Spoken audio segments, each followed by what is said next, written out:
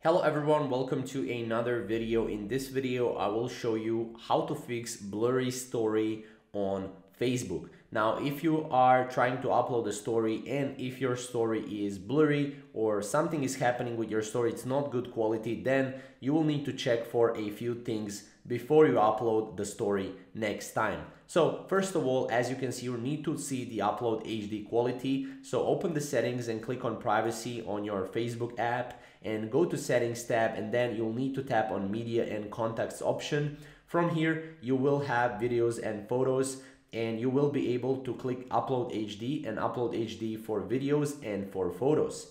Now make sure you have this enabled and make sure that autoplay is available on mobile data plus Wi-Fi.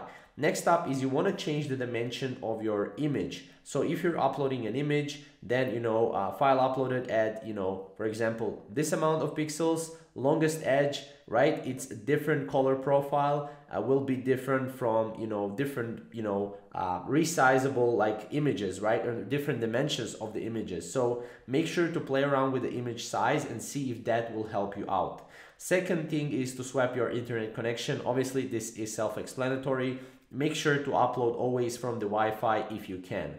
Now, fourth thing is to update the Facebook application. Make sure to update it. Again, this will not help you in most of the cases, but maybe in some cases it will.